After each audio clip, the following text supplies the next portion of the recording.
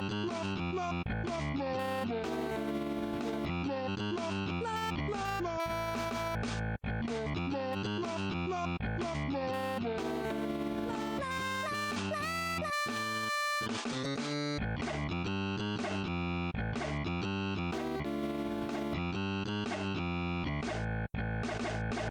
been playing a lot of Far Cry 2 recently. I don't know if you've heard of Far Cry, maybe you have. It's one of the bigger video game franchises made by Ubisoft. You know, that copy-paste the open world formula for easy profit company. Far Cry is their first-person shooter version of this open world, but the typical Ubisoft traits are still present. Enemy outposts around the map, semi-funny or otherwise barely interesting characters, climbable towers all over the place, as well as all the other bullshit you can hope to expect from a franchise company who's done this at least more than 10 times already in one franchise alone. Alright, but we're not here to talk about Ubisoft or the sins that they've committed against Assassin's Creed. We're here to talk about Far Cry 2, and, well, for that, we need to talk about Far Cry. For a franchise that's had 5 entries in it, not including spin-offs or sequels, it's surprising that the formula hasn't grown stale yet, at least for me. All the footage you've seen so far is from Far Cry 5, a game which I'm also quite fond of recently, but for different reasons. What teasers we have of 6 actually do have me interested in where they take the series, but for an average or casual gamer, or perhaps I should say, one that doesn't take the Far Cry games as seriously as I do, the idea might be seeming milked for all it's worth at this point. I say that because I feel like a lot of people who would consider themselves gamers don't really like Far Cry anymore. I mean, I imagine that they played 3 and maybe a bit of 4, 5, or a spin-off, but for some reason no later game captured that same experience that 3 once did for them. And I don't disagree with you. Well, partly.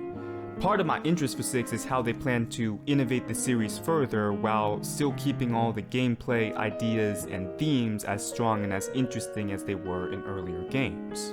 I mean, I can talk about Far Cry 2 all day, but Far Cry 3 was an incomparable sequel on the level of improvement and innovation in the series as its predecessor was to the debut title. 3's story and lore was so much more interesting and developed that it's hard to still recommend the second over it, even though I still will. When your sequel makes you look like a tech demo, it kinda makes sense why no one remembers you anymore. The only reason why I'm currently interested in and revisiting the series at the moment is because, well, it's in anticipation for the next entry, but also because I remember why Far Cry is so good. I remember what made it so interesting to me in the first place and what established the franchise as the successful one it is, the one that I want to play and revisit and analyze so often and so much. And you might think that you remember too, but if you were thinking it's because of Far Cry 3, then you'd be wrong. Sure, that game is good in its own right and has a very interesting story with interesting themes to tell as well, but I prefer its predecessor more. Now, I guess if we look at both games as just being 2 attempts to establish the series as a gritty, brutal action-adventure open-world game set in themes of violence, nature, and degradation, or perhaps collapse as a whole, then 3 is just the same thing as 2 but better. But Far Cry 2 still exists, and its value is not lost just because there's stuff out there that's better than it. If this was the case, then we would only play the latest of games and there would be no value to going back and playing through something like the original Fallout or Pathologic, an idea which many people would agree is just not true. Sure, those games might be less fun, less developed, or dated in their mechanics, graphic, and interface, but that's just a sign of the times, and the age of the game does little to hold back the artistic expression that they're presenting to you. Thus, 2 might not have the same flashy graphics or gameplay as 3, it might not have as many memorable characters or as much variety in the activities on the map, it barely has a story, never mind overproduced cutscenes and hundreds of collectibles worth of lore, but it still is one of the greatest and most strangely beautiful video game experiences that I've ever played in my entire life. And maybe it's just a reflection of my own personal psychology in the past few months, or maybe it's just for the fact that I don't have 3 on PC, but for some reason, I found myself returning to Africa recently. So today, that's what I'm going to do. I'm going to talk about what makes Far Cry 2 such an interesting, thought-provoking, and hypnotically chaotic experience for me. One that I keep starting new playthroughs of even 13 years after its original release, 5 years after I already 100%ed it on the hardest difficulty. In doing so, I will attempt to analyze every single component of this game that I can think of, pondering with each what the developer might have been trying to say with it, or simply what it means to me. In the process, I hope to reveal what it is about this game that made me so obsessed with it in the first place, so addicted when I do play it, and so eager to return to it every year or two. Now, if you're a fan of my previous videos, I suggest you don't watch this one, or at least visit one of the later timestamps if you do. This is going to be very overindulgent about a video game that most of you haven't played, which I've been obsessed with my entire life, one that made me fall in love with the franchise and still a fan of it to this day. It's not like this is a video expounding a hidden gem of a game released in the late 2000s. From what I can tell, the launch of this game was almost as big as its sequel, and to similar acclaim too. I simply just want to talk about my own personal connection and relationship with it for far too long. This video is for gamers, I suppose, especially Far Cry fans, but I hope that if you're part of the philosophical crowd, you'll still be able to draw meaning or value or entertainment from some part of this video. Honestly, I just need a justification as to why I've spent so many hours recently, or in the past, playing this game. I think I finally found one in this video. One long, arduous, meticulous, self-indulgent, critical analysis of every single aspect of this game front to back, as well as how I interpreted or reacted to each while playing through for probably the 10th time now. Regardless of who you are though, I recommend that you listen to this video as a podcast, or at least watch it in chunks, since I'm probably not going to excel at the visual content while editing. It is my first video essay like this, so just cut me some slack in that area. This will be a long path, but let's waste no more time than we have to, and as the marshal says, walk the path.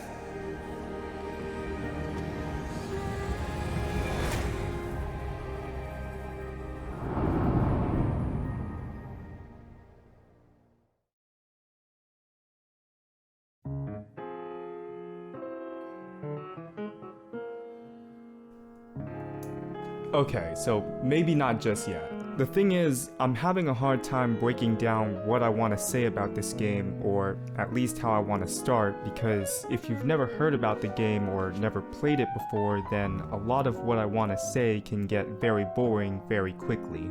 Now, when most others make a video essay about this game, they either focus on it from a perspective of having increasingly repetitive yet consistently fun gameplay, somewhat dated mechanics despite being innovative for their time, or ever-present themes being demonstrated at any given moment.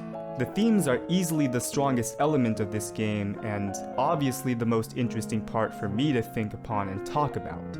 Thus, they'll be the main focus of this video, and hopefully they'll also be the most interesting for you to listen to as a result. If I'm just talking about mechanics and graphics and how cool and impressive they are for being a 2008 game while still holding up to this day, you'd get bored. Probably because you don't play 13-year-old video games, and probably because you're not going to start now. But if I explain to you exactly why I find myself playing this game, and how it is almost a direct result of the game's presentation of its themes which may be a reflection of my own personal psychology and mental state, then maybe you might be more willing to listen along. For example, Far Cry 2 is described by many as difficult to play, and if we think about a game like Pathologic, you might find it ridiculous that so many people find such great value out of a game designed to be difficult to play.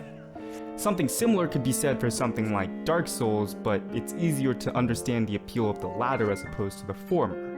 See, Dark Souls is designed to be difficult because it gives you more of a true sense of achievement and the value in it, something which was seldom ever seen in AAA games like it when it first released.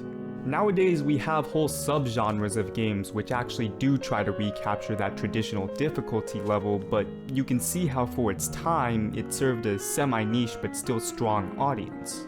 However, difficulty in video games can also serve to tell a story, such as in Pathologic, where struggle and strife are so often presented in the gameplay as a reflection of the situation that your character is in. The difficulty and the way that it's presented to you via the game and its world are able to better immerse you within the story that they're trying to tell. In other words, it's one thing to hear about the price hikes from panic buying and people dying from the plague, and it's another to actually catch the plague and suffer the price hikes yourself. I guess this is also the case for Dark Souls as well, but just bear with me here. This is the key about thematic storytelling, using other elements than just plain dialogue or cutscenes or simple text to tell your story. So Far Cry 2 is difficult to play, especially if you play it on the hardest difficulties, but I believe that the developers intended it to be this way. Playing on easy or even normal just feels like a disservice to the story that the game is trying to present. Now, it's gonna make sense when we really dive into it later, but if it were just as easy as any other Far Cry game to clear outposts or landmarks, then I could understand you getting bored of this game and quitting it rather quickly. Now, it's no problem that many other games, or sequels to this one, decide not to go all in on thematic storytelling or being difficult for that matter. Most games simply aren't designed like this and not intended to be. Video games can be for casual audiences or even just providing us awesome experiences that we never get the chance to live out in our normal, boring, mundane lives. Just because some, or even a lot of the game's content and micro-writing can feel shallow or uninspired at times, it doesn't stop the game's setting, macro-writing, and attention to detail from telling you a story with value. It doesn't stop a mid-tier open-world game from being a piece of media or even art which can be worth spending time analyzing and critiquing. And it's probably for this reason that so many people choose to spend their time making overindulgent videos about random games released sometime in the last 10 to 20 years. Maybe originally played with subpar review scores given the original hype they had pre-release, but now paid the rightful attention after some much needed time for patches and reflection.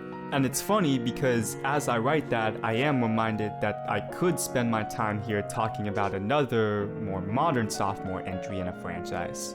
One which had a full team of writers, well-known voice actors, and very prominent, very similar themes to Far Cry 2.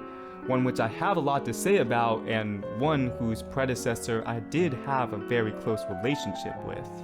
But that game has been analyzed by every single video essayist under the sun and their mother, so I'm kinda burnt out on thinking about or playing that game for a long while. Also because I believe that Far Cry 2's thematic storytelling is more engaging, and while TLOU 2's themes can be deafeningly loud at times, they're somewhat inconsistent with the gameplay.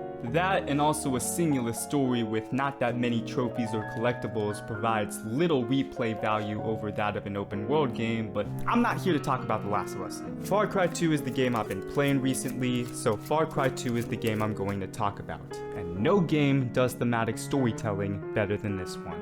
Nearly every single aspect or mechanic of this game serves to ground you within its constructed world, and since these components further develop the grander narrative it's trying to present, the story doesn't need flashy or pre-rendered cutscenes to get across the emotional or psychological impact of the setting. You as the player already feel it. In other words, it's one thing to be told about or shown the antagonist, and another to face the effects of their actions. To feel the danger that they incite onto the surrounding area without ever actually facing them directly. Far Cry is usually better at delivering this than their white-robed counterpart, but no entry in the series is better at creating this atmosphere than 2 was. It is because of their all-chips-in dedicated use of thematic storytelling and world-building that they are able to accomplish this, and how they do so, as well as what they subsequently sacrifice in the process, is what I will be covering next. So please, join me in this introspective journey as I once again, finally, return to Africa.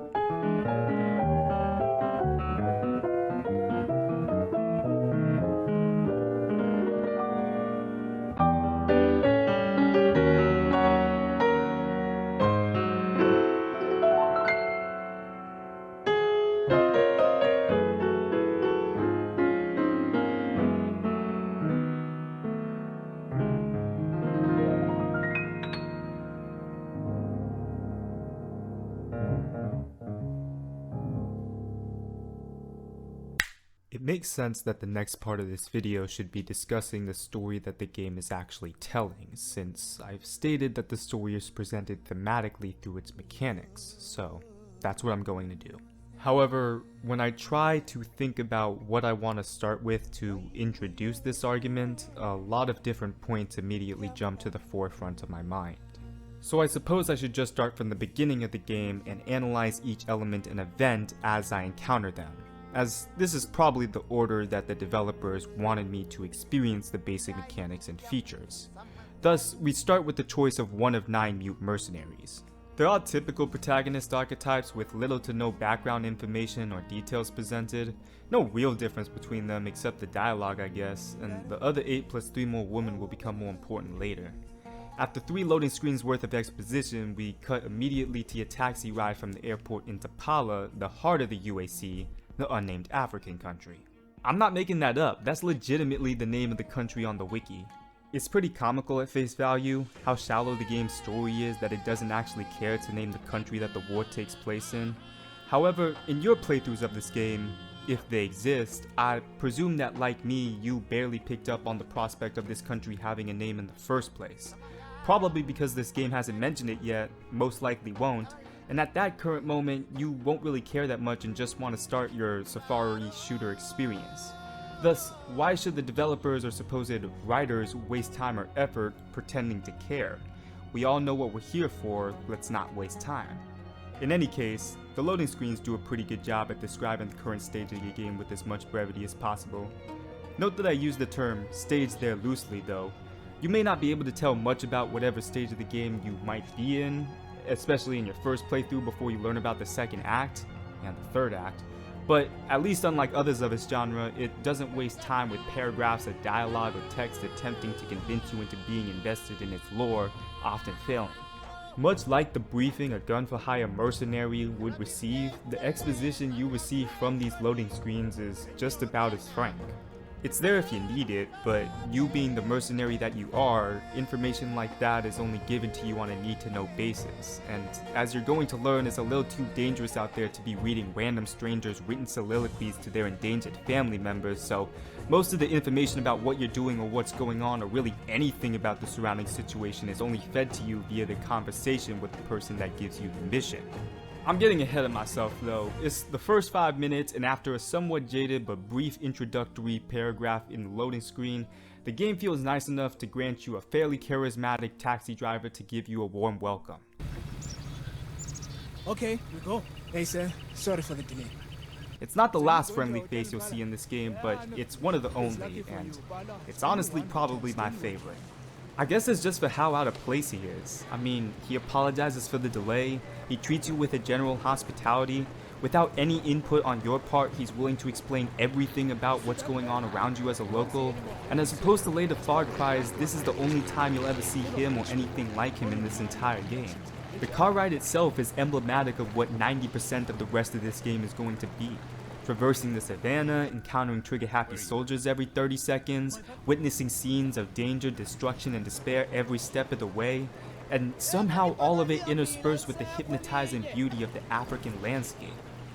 Now, we'll return to that point in just a moment, but for now we've reached the hotel and realized that we've already contracted malaria.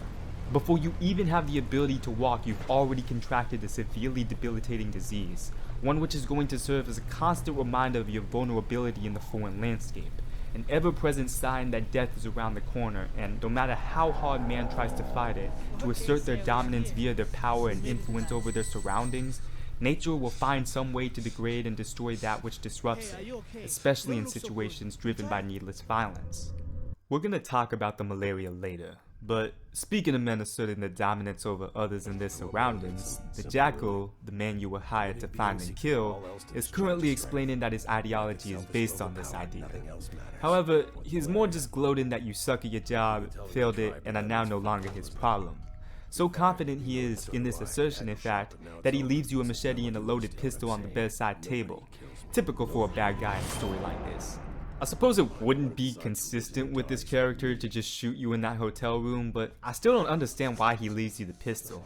As if on cue though, you immediately fall back asleep and wake up to a shootout between the two factions of the war.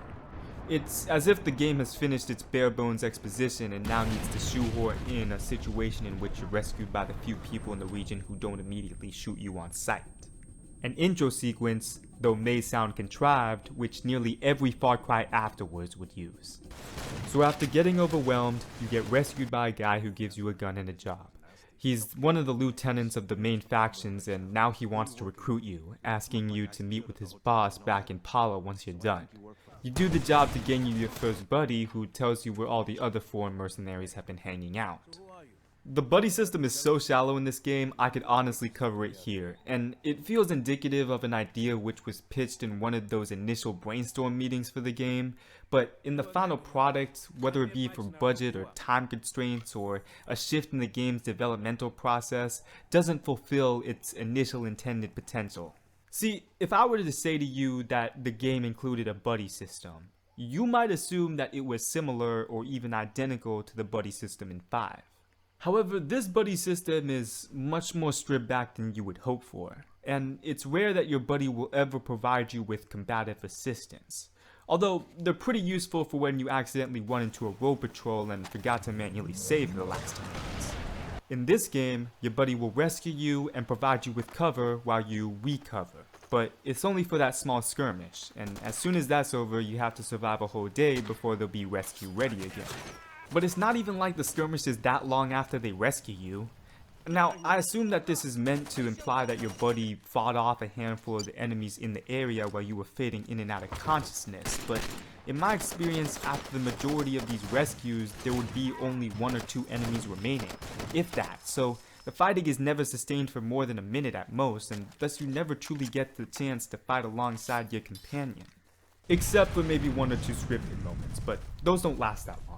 Part of me wishes and wonders why they didn't implement a feature where you could bring your buddy along with you to help travel, explore, and fight, but pondering on it for even a small amount of time, and you sort of realize the game works better without it. Buddies can die, and will die. I believe it's unavoidable to keep all of them alive, but it will give you the option to save, abandon, or mercy kill them many times during the story missions. It's funny how I mentioned I want to fight alongside my buddy, but the one time I did they died, so maybe I should be careful what I wish for. This combined with their connections and knowledge of the surrounding area gives them the sense that they're real independent mercenaries doing any dirty work for pay in the war zone. You run into them in the safe houses, but much like you, they got their own jobs going on, their own lives. If the business of both of you happens to coincide, they're willing to tell you about it if they feel like it might be of some use to you, but they're not your own personal soldier. They're quite literally playing their own Far Cry. This is in line with the game's world, since you choose 1 of 9 of these people to play as, and the rest are those you'll encounter and work with throughout the story. It sort of implies that you're all in this country doing the same thing at the same time in different areas, and thus the later events of the game are manifested from the sum of many foreign mercenaries' actions, not just the sole adventures of a natural-born super soldier. This idea is even further reinforced by later story events, but we'll get into that. It might be one of those bug versus feature things where they meant for the buddies to be more involved, but being an open world game in 2008, there's limits to your ambitions. Whether the developers made the mechanical decisions they did because of technological limits or in order to serve some greater world building purpose, only the developers themselves will know, so I won't attempt to infer it here. For now though, we've rescued our first buddy, we've finished what serves to be the tutorial mission, and we've finally been introduced to the open world. It's at this point that you're technically able to go anywhere on the map, but you're going to realize immediately that everyone shoots you on sight, so maybe you shouldn't go to a war-torn African country and run around armed to the teeth. In any other game like this, or any other following Far Cry game, the threat of an outpost filled with 4 to 6 men, or even a simple truck patrol would seem facile to neutralize from the very beginning of the game. However, in Far Cry 2, even the last man in an outpost can lead to a tense standoff.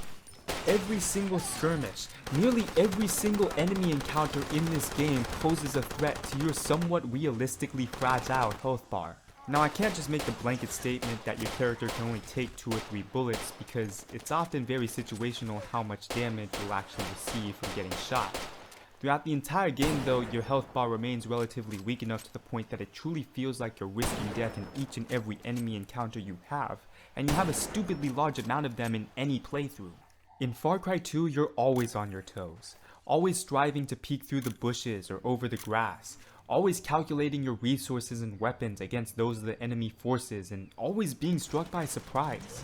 Always reminded about the frailty and expendability of your life in this country in greater conflict, one which coincidentally reflects that of the countless and endless amount of soldiers that you kill. That is of course unless you lower the difficulty like a pleb. It's at this point, barely an hour in, that you might start to get somewhat annoyed or confused at the fact that the guard outpost respawns so soon after you clear them. If it's your first time playing, you're probably curious as to whether this is a bug or a feature, since it tracks how many of the outposts you scout, and the safe houses, a somewhat similar looking element of the game's world, stay cleared out once you've done them, so it seems logically consistent that the guard outpost would remain cleared as well, right? Well again, if you think about the greater conflict that the game is set in, it actually makes sense as to why all the outposts would always be filled with men. You're fighting two literal armies, and you're only one mercenary. So the moment a faction heard about one of their outposts getting shot up, they probably just threw another truckload of guards in its place. It's not like there's much they're protecting at these intersections, and not much to rebuild or replace once you ransack it anyways. In fact, the overwhelming and seemingly endless barrage of infantry that you mowed down during the course of this game seems to be constantly trying to tell you the same message over and over again, that your actions are futile. We're going to expand on this later, but for now, as an explanation for how the open world presents itself to you at this beginning stage of the game, I think that does a pretty good job. Anyways, I believe there's only one mission presented to you at this point, and it's located in Pala, one of the only places in the game where you can walk around people and they won't immediately start shooting at you. Also, you're going to get reminded rather quickly that you have malaria, so you're probably racing into the city as soon as you get the instruction to. You're told to meet Father Malia there, a pastor holding out in the town church. Sound familiar? Father Malia is cool, I guess, but you only see him once or twice. He doesn't really have that many lines of dialogue. He's more just representative of what the underground missions are. The underground missions are a collection of missions which give you a supply of malaria pills when you need it. The story behind these are simple. The innocents are fleeing the country, and they're doing so via the underground locations scattered across the map. If you transport passports from these locations to these locations and clear out the guards harassing them, they'll give you some pills in return. Malaria can be an annoying feature because it comes up every 30 to 40 minutes, and at its worst it forces you to do a mission that you don't want to, but the missions are easy and you're helping people out, so it's not too bad in my opinion. Also, they're going to become very significant later, so just keep that in mind. So long as you're able to keep up with the underground missions once every story mission or so, you're able to go wherever or do whatever you're able to survive. This might include assassinations, buddy missions, or map clearing. Oh, you people never stop. Here's the bloody tip, alright? That's it. That's all I've got. But before we talk about what it's like to do all of that, there's a very significant character that I'm forgetting to highlight, and that would be Ruben Oluwagembe, person who sent you to Father Malia.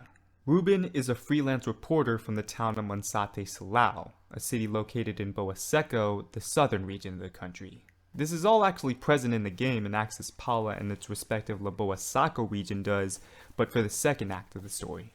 Ruben, being a reporter, is covering the recent escalating violence and destabilization in his nation. He gives the player the task of recovering audio tapes of his interview with the Jackal, a task which serves as one, if not the only, optional collectible in this entire game. You have to clear a safe house or two if you want to save, you have to clear an outpost every now and then if you want to resupply, you have to find a couple of diamond briefcases if you want to complete the game with any sort of ease. However, you don't have to collect a Jackal tape, and even if you do, there's only 17 of them, so unlike the oversaturation of pointless collectibles in modern games, you're never wasting a large amount of your time or game experience scavenge hunting. They're there if you want it, and if you don't need it. You can't break a man the way you break a dog or a horse. The harder you beat a man, the taller he stands. To break a man's will, to break his spirit, you have to break his mind. Men have this idea that we can fight with dignity, that there's a proper way to kill someone. It's absurd. It's anesthetic. We needed to endure the bloody horror of murder. You must destroy that idea. Show him what a messy, terrible thing it is to kill a man, and then show him that you relish in it. Shoot the wound, then execute the wounded. Burn them. Take them in close combat. Destroy their preconceptions of what a man is, and you become their personal monster. When they fear you, you become stronger. You become better. But let's never forget, it's a display. It's a posture, like a lion's roar or a gorilla thumping at his chest. If you lose yourself in the display, if you succumb to the horror, then you become the monster. You become reduced. Not more than a man, but less. And it can be fatal. Despite being such a minor part of this game, they serve as a major insight into the Jackals as well as the game's own psychology and story. They're dark, brutal, monotone, and brief, centered around topics of man and his exertion of violence or dominance over nature and others around him, including the degrading subsequent effects of that. You're essentially given his reasons as to why he's fueling this conflict through these tapes, why so many conflicts like it have been fueled by him in the past. I want to make it clear though, the Jackal's philosophy isn't bad per se. It may be unethical or immoral, but there is some form of a logic to it. You may never agree with him, but you see where he's coming from. It's hard to infer true tone from the Jackal's voice, mainly because it sounds like two stones grinding against each other, but it wouldn't be unfounded to say that the Jackal doesn't feel any remorse for his actions, the misery and destruction that he's facilitated. Now before we continue with the tapes, I just want to really quickly mention that Ruben has an actual real-life blog which the developers created to supplement the lore and release of this game. Whoever Ruben actually is has stopped posting on it long ago, obviously, but the website and all of the world-building information it has to offer is still available, including all the Jackal tapes, so you can listen to them there if you want. Ruben has a small part in the actual game itself, but he's the sole source of a lot of information about the conflict and country that you're in, both for the character and the player alike. Thus, he's a very significant character despite you only ever seeing him once or twice, another recurring element of this game. The tapes themselves each present a portion of Ruben's time with the Jackal, asking him a series of questions revealing the 5 W's of his actions. What he does, who he does business with, when and where he does it, many details about how he does it, and most significantly, why he does it. The first 5 questions' answers are expected, especially coming from that of an amoral black market arms dealer. The guns are easy to bring into the country, but hard to move around, so most often they're in the soldiers' hands before anyone even realizes they've been smuggled in. The guns themselves are reused and recycled from past proxy wars and similar conflicts. They're bought from him, sold by him, and vice versa when the fighting's resolved, transported to another neglected region of the world wherever violent conflict is springing back up next. As the Jackal says himself, They're not biodegradable. Only the dead are biodegradable. Thus, if they can serve their purpose in one part of the world, they can do it in another, and another, or at least until they break from the overuse. Funnily enough, the Jackal himself can be seen as a direct reflection of this. He became an arms dealer because he used to deliver foreign coups weapon caches during his time in the Navy. Now, which Navy he doesn't specify, but I'm assuming it's American. Since the weapons he was delivering at the time were they themselves illicit, he already learned how to deal with the bureaucratic or legal hurdles in place, and when he needed to, how to avoid them. He also states that he met many gun runners who did the same, showing that in most cases, these conflicts are truly being facilitated and fueled by people, technology, and the actions or behavior of imperialist superpowers behind the scenes. A brutally honest and realistic depiction of how a situation like this might appear or play out in our own lives. The Jackal himself remains as neutral as possible, exhibiting no bias in who he sells to or the price he sells at. Favoring one side in his profession would be counterintuitive, since his business thrives off of the continued violence, not its resolution. Also, more practically speaking, it would make him an easier target for mercenaries like the player to be hired to hunt him down, so maybe it's simply stupid to take sides in this line of work. The Jackal is sane, reasonable, and considerably normal given the warlords on the covers of sequels. His convictions on human behavior and its intrinsic connection to nature are not unheard of, just extreme. And this is where we get to his answers to the most significant of the W questions, the why. Well, the Jackal doesn't see his trade as much different than that of anything else. It's one of the world's oldest professions, and if you want to attach morality to it, that's your fault. Especially since people in our own countries do the same. We just don't care as much about child slaves in China, Africa, or in the Jackal's example, Bangladesh, because that personally benefits us. Also, in some form of quasi-rationalization, we might say at least it doesn't directly lead to open, brutal, and unadulterated violence, even if the subsequent effects of these labor practices are arguably just as bad, if not worse. He even explains in one tape that Ruben himself could be an arms dealer. He's just been lucky to have not been placed into a situation where he's had to bring out the worst in himself. At his core, the Jackal believes that everyone has the ability to do what he does, or even what the people that he deals with do. They just choose not to unless forced to because they're clouded by illusions of ethics or morality. He believes that power is just that, power, and if you can exert power over others by asserting it in whatever way you can, be it violence or influence or a combination of the two, you have it.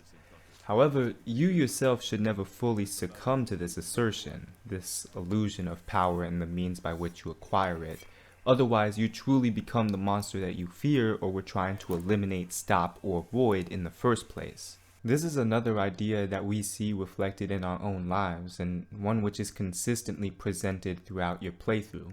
The reason I've covered the content of these tapes so extensively is because they present a lot of what the game, and I suppose the story, is trying to tell you. They show you the character of the Jackal in the simplest way they can, without mo-capped voice-acted cutscenes, but brief philosophical ponderings in between multiple hour-long sessions of chaos. If you think about it, these audio tapes do what the Voss monologues of the next game do for him, but just without the entertaining acting to go along with it.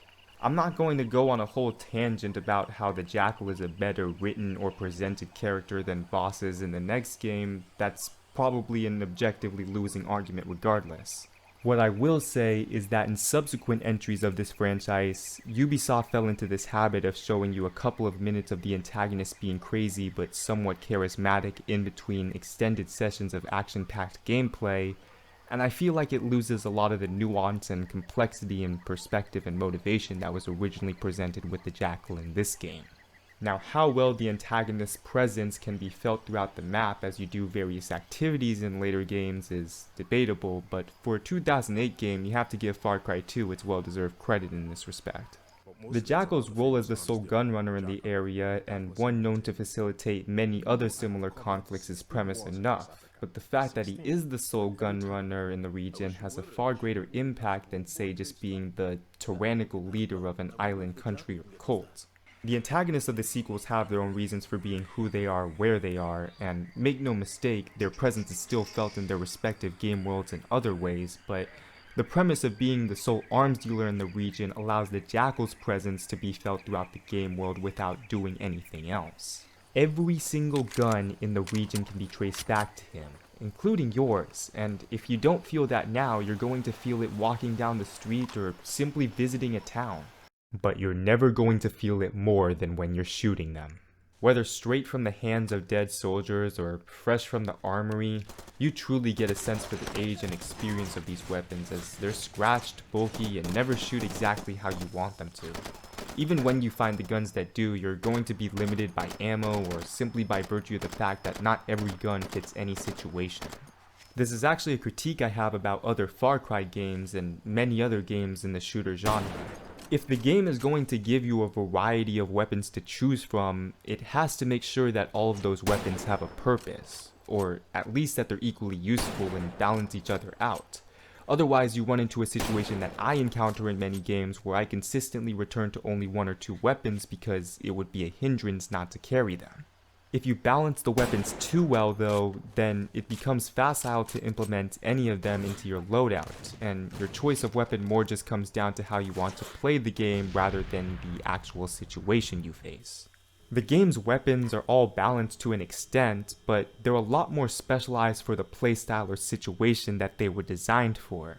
Since you can only carry 3 weapons at a time, and each category of weapon has a wide variety of different choices within them, each with their own setbacks and draws, you're constantly spending a large amount of your time considering what the ideal loadout for your mission might be. Dense foliage covers up most of what you might be able to snipe from a distance, so you might be more inclined to arm yourself with weapons more suited for close range when you're in the jungle, like a shotgun. However, since mission objectives send you to various locations around the map, all in different biomes and environments, you'll start to not only think about the best loadout for the job, but how to manage that with the best loadout for traveling there. A small but clear example is that C4 and a sniper rifle excel at taking out armed convoys, but that takes up a whole 2 weapon slots, leaving you only one more weapon to fall back on for self-defense while traveling.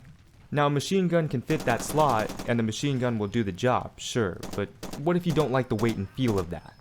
Well, you could opt to use a shotgun or an AK to actually get to the convoy, then switch out for the sniper at the gun shop in the vicinity. Or, if there is no gun shop, maybe you purchase a weapons case so that the rifle can just be sent to whichever safe house is close by. You can even do something similar with the machine gun and manage to bring a rocket launcher along with you. It's sort of an all-chips-in way of dealing with a convoy, but it sure as hell can be fun. As you play more and more, you learn what works better in which situations, and of course a large part of it is what you feel comfortable with, but the greater point I'm trying to make here is that you're always constantly changing and evolving your loadout, always thinking about what's the best, easiest, and quickest way of accomplishing your next mission objective, or of course how to simply get there. This combined with the fragile health bar reminds you that you're human, almost as weak as the countless soldiers that you put down. Even if you were somehow able to hold on to the golden AK for long enough, never replacing it when it ran empty or started jamming on you in the middle of a fight, it'll just break on you anyways and you'll have to replace it regardless. A further reminder of the unavoidable degradation that nature causes onto man and his creations. This game's mechanics consistently remind you of that fact, and if I haven't made that clear enough already, let me continue to. You can only sprint, or rather run, for about as long as a Call of Duty soldier, and if you think about it, that makes sense. You're under a very hot sun in either the humid jungle or the dry dusty desert, and you have malaria, a disease in which fatigue is one of the major symptoms. You're also carrying 3 guns on you, at least one of which is fairly heavy, so I'd like to see you sprint for longer than 15 seconds under those conditions. I'll actually give the character credit for regaining his stamina as quickly as he does and being able to do this type of thing all day with little to no breaks. And I even think that as you lessen the severity of your disease, you start to sprint longer, so that's cool. Actually, let's talk about that for a second, because we've sort of avoided it up until now. Malaria is one of the most notorious parts about this game, and attacks occur about as often as I'm mentioning them in this video. I'm sort of holding off on talking about the conflict and the factions for now because at this stage in the game you probably care as much about them and what they're doing as they do you, so for the moment I'll just talk about the gameplay mechanics and how they're always thematically consistent, always providing you more context to this grander narrative and message being told to you. I'll assume that you're doing the story missions throughout all of this and return to it when it feels more relevant. But for now, we've just run out of malaria pills, and along with weapons jamming and breaking on you during firefights, this is either an inconvenience added in an attempt to feign realism, one which might have been innovative for its time but is now dated and more of a nuisance than anything else, or it's one of the greatest features this game chose to implement. Okay, maybe that's a bit of an exaggeration. Both weapons jamming and malaria attacks are just simple animations solved with the quick press of a button, but due to their unpredictability, they can happen at fairly inconvenient moments, causing you to curse out the game for including such a feature. Nevertheless, I think their unpredictability adds to the fun, and like the roaming patrols or random predator attacks of the later game, they're just a simple way of keeping you on your toes and not much else. Just another reminder of the danger and degradation of nature and the world around you. You might think they're superfluous illusions of realism, mechanics which sacrifice fun or entertainment value in the name of believability. Now, this is an issue which narratives grounded in reality, both cinematic and interactive, consistently face. Now, the delicate balance between reality and illusion is what makes a scene more entertaining, both dramatic and comedic. It might make the serious scene more compelling, such as in Better Call Saul, where the narrative is so grounded in reality and told with such attention to detail and believability that despite the scenario being ridiculous in premise, you're compelled and willing to listen to the rambling, monotonous conversations to understand how it all makes sense. When it all does come together and you realize everything that the slog of hours past has been leading to, it makes the ridiculous story that much more interesting because you understand how and why it all happened, what it took to get to that point, and why it makes sense with the world and setting that they've created. I think Far Cry 2 does something similar. Because it tells its story less through characters and dialogue, more through interaction with the game and exploration of its world, many realistic traits or mechanics like malaria are included to ground the setting and premise within reality. As a result, the story, though I suppose it is, feels less ridiculous the more I describe it, and every single aspect of the game, down to the minutest of details, serves that exact purpose. Just like how the more you play the game, the less ridiculous what you're doing appears. I should explain this better. For example, you die a lot in this game. Well, maybe you don't because you play on easy mode, but if you play this game the right way, you're going to die. Now, you may die a lot because of a couple tough missions, or you may die due to some lucky random sniper or road patrol, but regardless, at some point, you're going to die when you don't want to. Trust me when I say this, dying a lot makes the game's story a lot stronger. I mentioned that a handful of your buddies will inevitably die throughout the story, though I also mentioned that your buddies are one of 9 different versions of you. A mercenary with little to no background information doing dirty work for whoever will pay in the war-torn country. When buddies die and you can't save them, the game is telling you a simple message. This could have been you. It's especially jarring to watch your character from a past playthrough die in front of you. As I said before, all the buddies appear to be doing the exact same thing you are. You only encounter them when your paths happen to cross at a safe house, or when they tell you directly to meet at one. This, combined with how many of them die, help you, or save you, also with how many times you die as well, gives you the real sense by the end of the game just how dangerous this whole situation actually is. How incredibly lucky you'd have to be, regardless of how strong or trained or badass you are with guns, to be able to pull something off like this in real life. You start to understand just as much as anyone around you the true danger of this world, and not only are you willing to buy into it, but you actually do take it seriously. It's because you feel the danger walking down the street, or through a town, or in a boat or car. You feel the danger for the majority of gunfights, missions, and travel. You feel the danger when your gun jams, runs out of ammo, and you've used your third turret in 20 seconds, and at the end of it all, you realize you've just run out of malaria pills. At no point during this game are you unaware of the fact that you are in a war zone, and as a result, after a while of shooting and repetitive jobs, you might start to realize that you probably shouldn't be here. To discuss why and how, we need to talk about Far Cry 2's world.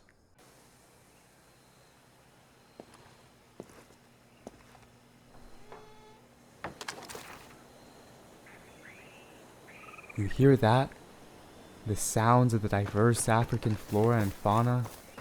While I do admit it's very simple, it's barely noticeable during all the chaos, and you might have to turn off the music before you do notice it. When you do, you truly feel the life of the world around you. If and when you do, it's poignant.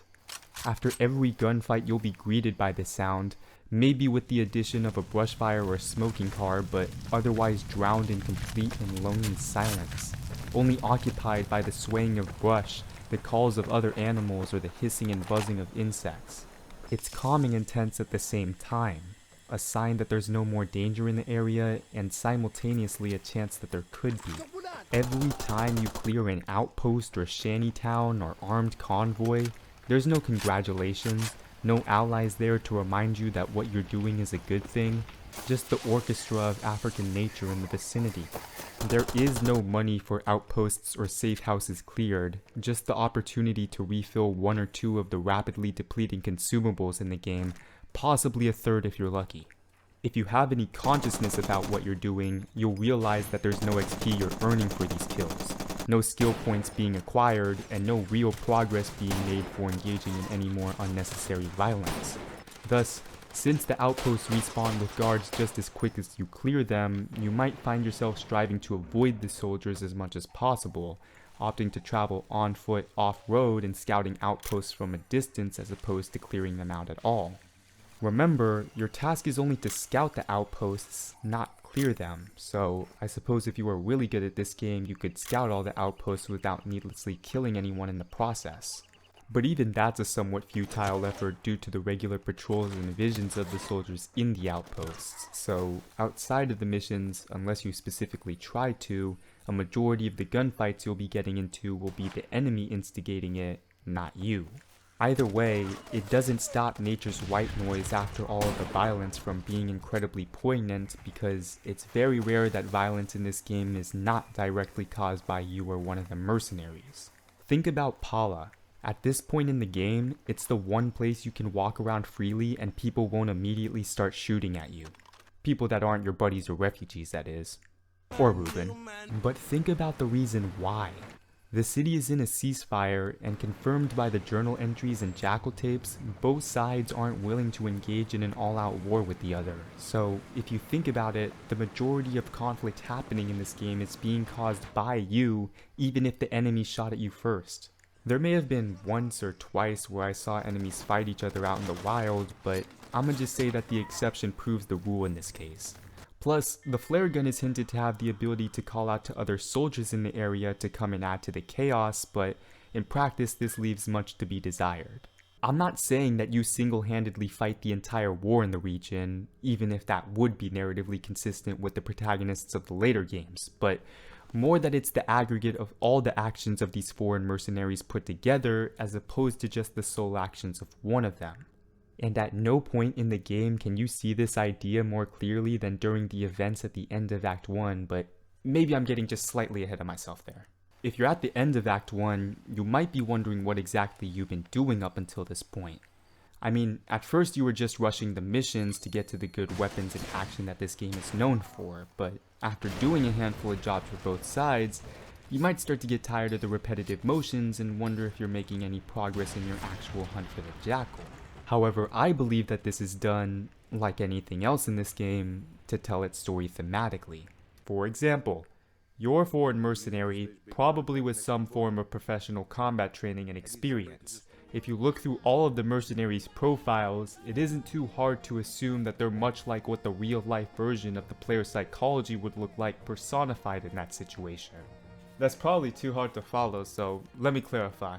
You, as a player, see a game like Far Cry 2 and are immediately enamored with this idea of living out a 90s action movie of an experience. One where you can live out this power fantasy, which also serves as an escape from your current boring and monotonous life. Much in the same way, your character in this game is a foreigner, probably from a life of more privilege than the natives, seeing the country and the conflict as an opportunity to shoot some guns, sightsee, make a name for themselves, a fortune, and maybe make some kick-ass memories while they're at it, blissfully or willfully ignorant to the significance or consequence of their actions in the process. What I'm trying to say is that if someone can be seen as analogous to the person who purchases a game like this to live out their action-adventure power fantasy but in real life, it would be the glory-seeking foreign mercenaries traveling to war-torn countries they don't belong and taking jobs they probably shouldn't in a feeble attempt to help or solve the conflict, most likely only worsening the entire situation in the process as they contribute to and escalate the violence in the region. I'm not saying that this happens in real life, but that it could, and plausibly too. I always assumed that Far Cry games were trying to convey this and wanted you to insert yourself into their protagonist, hence the name. Given that the next game in the series literally uses the embodiment of a naive, disillusioned, privileged young man as their protagonist, I feel like I'm affirmed in this assumption. Thus, being a complete foreigner in a war that isn't his, both factions see you and your subsequent buddies as a useful asset. So, let's talk about those factions you've been working for.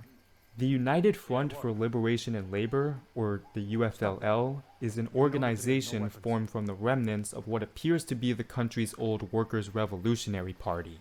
It's made up of local militias and labor organizers, led by a man named Adi Mbantwe. There's not much evidence to go off of here, but from the looks of things, the country was ruled by a monarch who fled when tensions and factions rose. The UFLL then took control of the government when he did and declared war on the APR.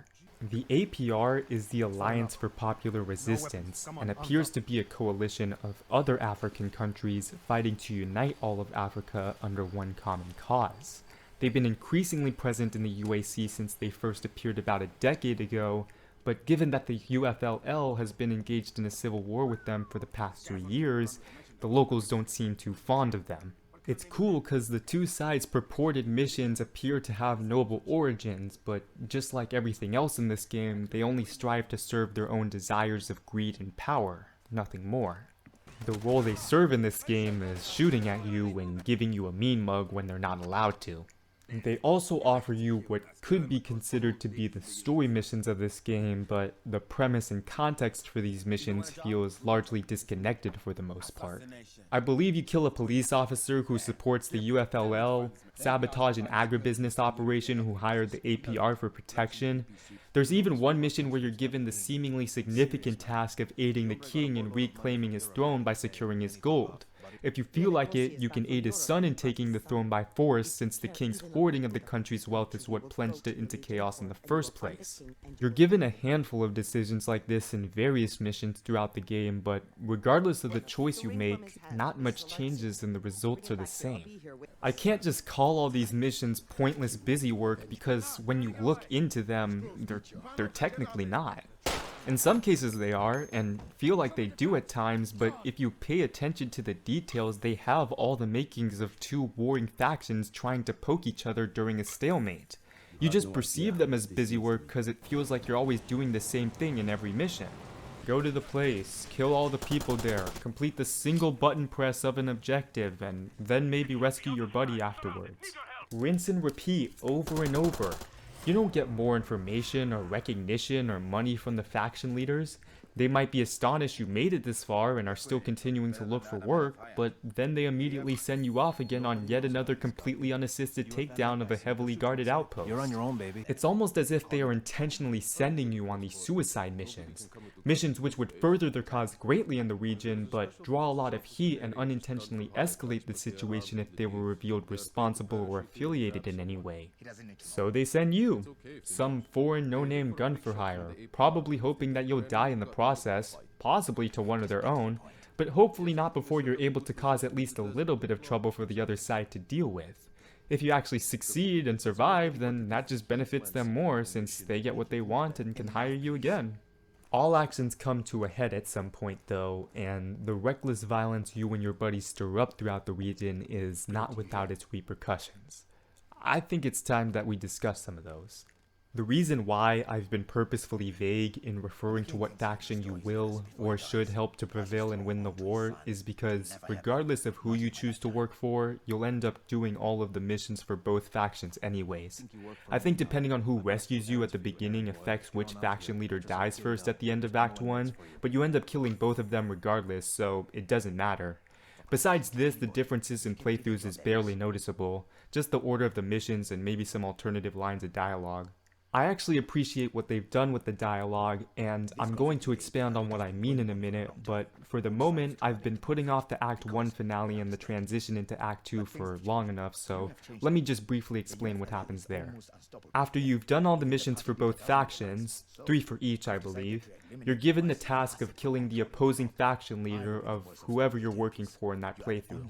You do that in a cinematic shootout over a waterfall, and then get ambushed by the faction who gave you the assassination job in the first place. It becomes clear that you were set up. I don't know why this is treated as a betrayal when they've never offered me help before, and I've killed hundreds of their soldiers as well as worked for the other side, which they openly admit to me that they know about, but let's just go with it for now. You survive the ambush, meet up with Ruben, and he tells you that full-on war has broken out in the region. Turns out that killing a faction leader didn't resolve the conflict. Go figure. Ruben explains as quickly as I'm about to that you were set up by the faction leader who hired you, and now that the opposing leader is out of the way, they launched a full-scale takeover of Pala and the entire region of Laboa Sako, you and your buddies being the primary targets. Turns out word's been spreading about you guys, and whoever has somehow been surviving your actions has been telling rumors about you all being spies. So besides taking the city, soldiers are already heading to Mike's, planning to slaughter either Father Malia and his underground civilians or your current buddies respectively. I mean, they're going to kill both, but you're told that you have the chance to save one or the other. This game pretends to give you this significant and difficult choice to make, but like I said earlier, your actions are futile, and regardless of who you choose to save, you get overwhelmed by enemy forces eventually. In my case this time around, it only took 8 seconds.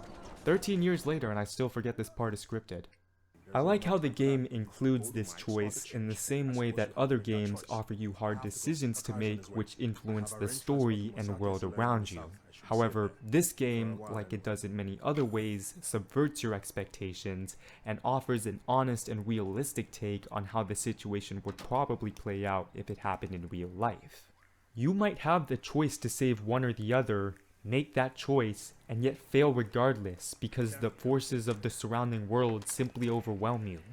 In any case, by some miracle, you're given a second chance when you wake up and fall off the back of a truck transporting you to a mass grave through a sandstorm in the desert. I'm not gonna lie, there's definitely a lot of moments in this game where you absolutely should have died, and instead of explaining it, it sort of just goes, and then you get rescued, but my suspension of disbelief is willing to forgive that. Considering everything else this game has to offer, that flaw seems nitpicky at best.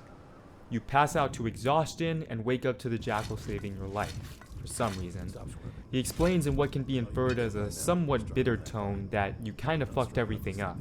A faction outsmarted you, and now that they have the opportunity, they're gonna murder, rape, and plunder what's left of the country before they take full control of it.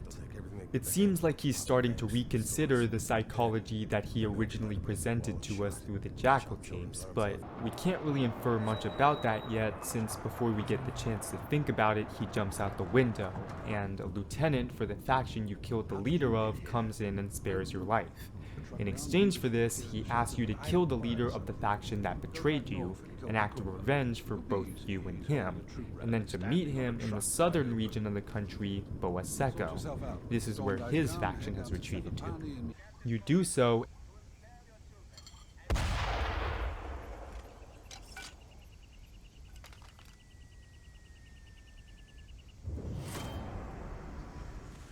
and meet the lieutenant where he asks, and there he describes to you that his higher-ups are about to negotiate a peace deal. This is something he can't let happen since it would mean that he'd be out of a job, and also probably scapegoated as one of those responsible for the conflict. To prevent the peace deal from going through, he quickly sends you to escort a major weapons barge that the Jackal is hidden away into Port Salau, plastered with insignia of the rival faction. This is a little overcomplicated, but the basic idea is that when one side sees the other is not backing down, it'll cause that side to retaliate. After this bit of a section, your new buddy who drove the barge tells you to go warn the doctor of the town about the impending violence. This doctor just serves the role that Father Malia did, but for Act 2. You go to his office, past someone who tells you to leave out the back, and sure enough, fighting breaks out as you're introducing yourself to the doctor, and you gotta escape out the back door.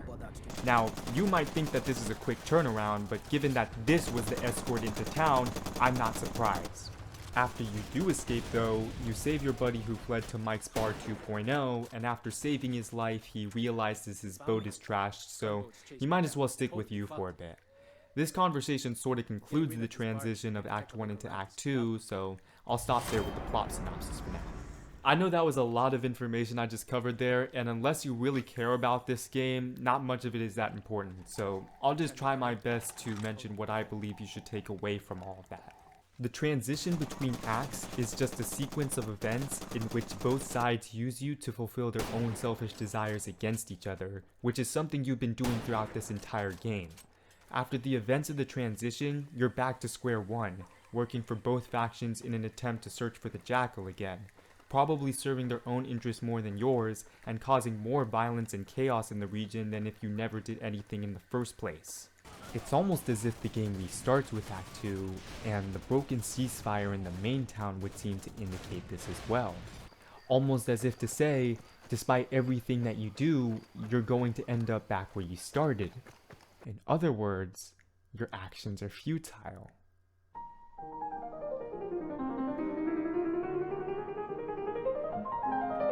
I found the lieutenants quite interesting. Hector Voorhees for the UFLL and Nick Greaves for the APR. There's also 2 other lieutenants for each faction you might encounter, one of which is the guy who saves you at the beginning of the game, but don't worry, I'm sure they won't be important later in the story. They're all previous commanders from other paramilitaries, many of which remnants from one specific group, UK Bastion.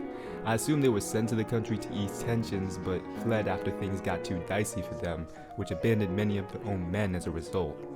Unfortunately, there's not much else in the game or on the internet about them, a curse of not including many world-building artifacts into your open world game. Nevertheless, the information presented is enough, as people as shady as the lieutenants probably aren't revealing much about their origin story to anyone regardless. I really like the dialogue they have and the role that they serve in the game, especially considering the paranoia of you and your buddies being meddling spies in the country is the reason why you're hunted at the end of Act 1. Foreign powers are manipulating the country's conflict from within for their own interests, just not in the form of the mercenaries. I mean, the mercenaries aren't helping either, but you're quite clearly revealed in this section of the game that power-hungry warlords are not solely responsible for the continuation of this conflict. Even when the supposed leader of both sides is eliminated, someone else takes their place and continues where they left off. In this specific case, it just happens to be rogue Europeans, but I suppose that person could be anyone. It's just so interesting to me that the game would portray it in this way, an African conflict which is orchestrated by foreign powers within it. Even when ambitious natives try to solve the conflict themselves, or people more rational than them try to solve matters diplomatically, foreign powers always find ways to continue the conflict internally or externally, possibly because they profit from it in some way as a result. There actually is a really interesting and compelling story within this game, one based heavily in real-life events, and it honestly isn't that badly written either. I just think that it's difficult to consume and interpret, and many people just gloss over or neglect it. It's not like the story of this game is presented badly, at least not intentionally, it's just that it's presented differently. Like, take the dialogue for instance. The dialogue in this game is fine.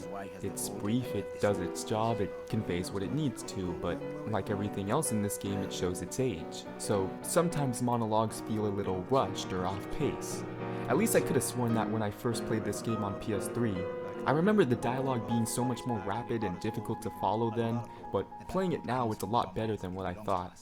I actually quite like it now, so maybe it was just my youth and naivety that made me think the dialogue was worse voice acting than everyone else was giving it credit for, but if we consider the possible thematic intentions behind these game design choices, like we've done with every other aspect of this game, then in hindsight, it actually makes sense. It could reflect, in one respect, the protagonist, a mute, no-bullshit nameless gun for hire.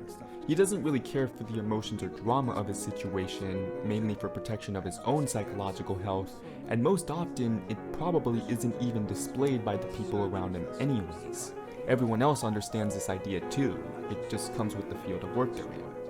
But it could also reflect in another respect the player themselves, the person who the mercenary can be seen as directly analogous to. Much like you presumably care little for the story or lore and just want to get straight to the action the game advertises, your character cares little for the politics of the situation and just wants to get the job done and get out. I'm not saying it was done intentionally for this exact reason. A lot of what I say is done for thematic purpose in this game may just as easily be a result of the decisions made due to the limitations of old consoles. But the value of art and the subsequent interpretations of it are not decided by the intentions of the original artist, and even if they are, they shouldn't be. Thus, while it might not be the case that the developer originally intended for the dialogue to seem rushed or monotone for this reason, it doesn't change my interpretation of the feature, or rather bug, and the value that it adds to the game for me. Now, whether or not you want to buy into that is entirely up to you, but if your choice to buy into it actively adds some more depth and value to the game and its story, then I don't understand why you'd prefer the alternative explanation, unless you just dislike this game for whatever reason. Now, don't get me wrong, there are reasons to dislike this game. I dislike this game in a lot of places. Maybe it's due to choices the developers made or simply because of its age, but the game on its own has a lot of faults which make it hard to play, or less fun, or just easy to get tired of quickly. The most obvious of which is the danger of this world, that nearly everyone you encounter outside of towns wants to kill you, and that everyone in the world has a fair chance to, which you usually don't feel in other games like this. And if that doesn't irk you, then you might be annoyed that not every shot lands where you aim it to, that you can't carry much ammo, that your guns degrade or jam, and that your malaria attacks keep interrupting your fun.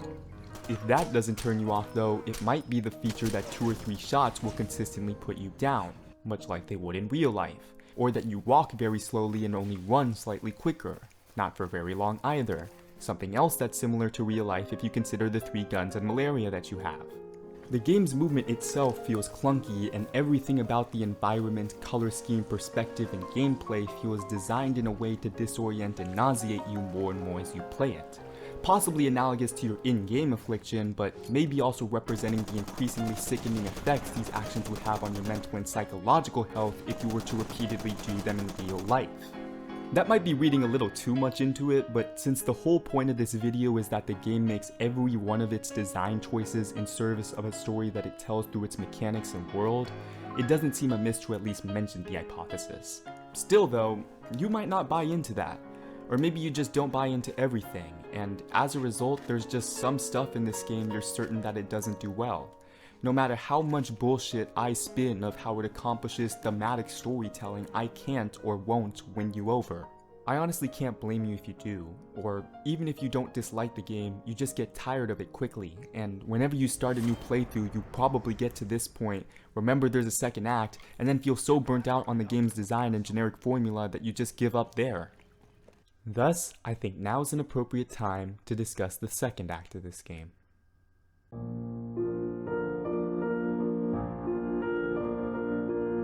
It doesn't help that the Act 1 finale and transition into Act 2 feels climactic enough to be the true ending, and it's not like the second act adds any new or interesting gameplay elements or story beats, just a new map with a major water feature, maybe some better guns, tougher gameplay, the usual. You still have the assassination missions, as well as those for the gun vendors, the safe houses, the outposts, story and buddy missions, all the same through and through. It's hard to not give the developers credit for making the first act on its own feel like a complete game, yet hard to give them credit when the second act just feels copy-pasted. If you haven't felt the futility in your actions yet, you'll really start to feel it here. Pointless job after pointless job, risking your life to get there and back, blood diamonds being the only reward for your actions, and those only resulting in upgrades or weapons, that which only enables you to do more pointless jobs. You might start to realize before you even get there that even when you acquire all the weapons, equipment, and manuals for them, all the outposts and major locations will always respawn with the same amount of guards regardless, all just as trigger happy and dangerous as the last. Thus, if you haven't already resorted to avoiding all the outposts and scouting them from a distance, you might do so now just out of simple convenience more than anything. You'll never be low on resources if you never have to use them, and it's not worth the risk and effort it takes to clear out every camp you come across anyways. At this point, you're probably just beeline rushing it from each major mission objective to the next, trying to avoid the shooting wherever possible. Maybe because you're just getting tired of it at this point, or maybe because you now understand the consequences of your continued instigation of the violence. It doesn't stop you from pulling out the SPAS 12 or PKM when you need to, you've just done it so much already that you're now looking for easier, sneakier, or simply more entertaining or inventive ways of doing the things you once used to. In fact, given the way that Far Cry has always been designed, specifically since this exact game, you can accomplish your objective in any way you see fit, just so long as you can pull it off. So you might find yourself attempting more daredevil type stunts, risking death and quick saving often, feeling like a true badass when you do actually manage to take out a full outpost Rambo style. Or you might find yourself permadeath roleplaying as the mercenary, one trapped in the middle of a violent and vicious conflict, using every aspect of the elements and surrounding world to gain the upper hand on his enemy as he faces insurmountable odds. Both styles of play are accentuated by the realism of the game design, and neither style of play is easier or more difficult than the other. The combination and balance of the two is largely what mastery of this game results in. knowing exactly what loadout you need to accomplish any objective, how you're going to accomplish it in the easiest way possible, or perhaps not the easiest, but simply the most fun. I wasn't really on the internet when I originally played this game, or if I wasn't talking with the people who were also interested in this game, but I wonder if it was at this point that people were complaining that the game was repetitive, boring, and thus lazy in design, giving up before they even reached the end. If I could somehow go back in time and speak to those people, I would invite them to go back and play through and just see how many interesting and sometimes even impressive acts of combat that they could pull off in this game. Hell, I sometimes wish I could find a community in 2021 that was still playing this game, just trying to be as creative as possible with what they're offered, constantly experimenting with different combinations of weapons and playstyles. After all, innovation is a response to limitations, and nothing is more noticeable in this game than its limitations. But if we focus only on the limitations of a game, we can be easily blinded to its potential within those constraints. Something that can be difficult to avoid with an old game like this, but I'm still able to get value out of it today, and I'm sure anyone can.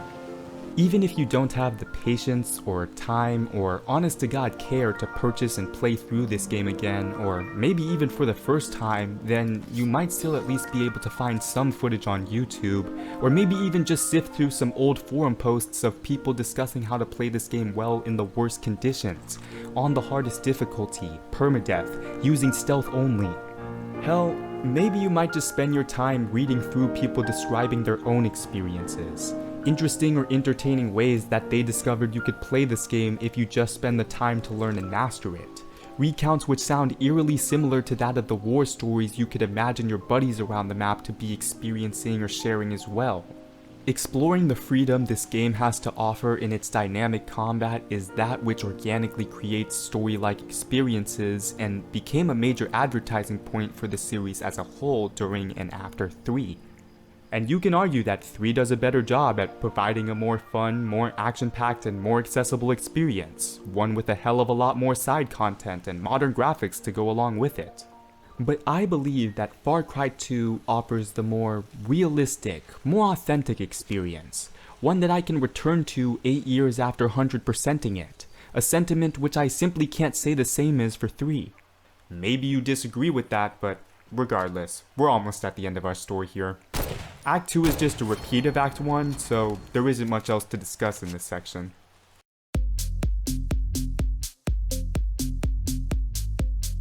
Things are about to go light speed here, so just bear with me. It makes more sense when you're actually playing through and paying attention, but since these characters are interchangeable and depend on which faction you side with, it all gets a little muddy trying to explain it generally. So you've done a lot of missions for both sides in the Southern District, but despite all the action, the higher-ups are negotiating another peace deal. In response, a faction leader sends you to steal a case of diamonds from the other faction's leader. However, when you're about to leave, a buddy of yours advises you to take the diamonds to the airfield and escape the country with him, since the war ending could mean death for both of you. This is not an unreasonable assumption, especially given the atrocities and war crimes you've committed along the way. You go to retrieve the briefcase, but find out that someone else has been there before you. Bodies and blood are all over the place, and the rival faction's leader is dead next to the diamonds. You grab the diamonds, get knocked out, and wake up next to the jackal again. 3rd time now. Anyways, he says he actually wants the war to continue, but not for the reason you'd think. Peace would only allow the faction leaders to get away with the crimes they're committing against their people, but this time no longer under the scrutiny of the public eye. Thus, I suppose he believes that the open conflict might inspire outside forces to actually step in and do something about the situation, but that reasoning is a little weak if you ask me. In any case, he knocks you out, abandoning you and thus leaving you to take the blame for the murder of the faction leader. You wake up in prison, your buddy says you fucked up, and then you hear him get killed. Kinda brutal, but fairly normal for the game at this point. Anyways, you escape. You're then summoned by the rival leader's lieutenant, again either Nick Reeves or Hector Voorhees, and after explaining that they've taken the spot of the faction leader you just killed, they go order you to do the same for their opponent. Sound familiar? I won't lie, it does sound a little lazy in retrospect from a writing and game design standpoint, and it's only gonna get worse from here, but I understand what the game was going for. After all, it wouldn't exactly be thematically consistent to end the game's story with you just choosing one side to triumph over the other. It's never been that simple with Far Cry games, and I believe that 2 is the one that set that precedent. It's never been that simple for real life situations like this either. So you do what you're told. Kill another faction leader and return to the city, but instead of the main guy being there, you meet one of the other extra lieutenants. Remember how I said these guys don't have a big role in the story? Well, here they are asking you to go murder their boss so that they can take their place. It's funny though, cause during this mission you can actually go back and kill whoever gave it to you, so maybe they don't serve that big of a role in the story after all. For a game where your actions have almost no influence on the world around you, it was cool that the developers still gave you that option, especially since if you're like me, you were rolling your eyes at yet another power-hungry idiot asking you to seize them the throne of their faction by force. Well, despite whatever you choose to do, after you do it, Ruben calls you asking you to meet with him, but warning that he's with a friend of yours, and he's worried about what this friend might do. The friend in parentheses there is the remaining lieutenant of your faction, and you guessed it, he asks you to kill whoever's in charge so that he can be.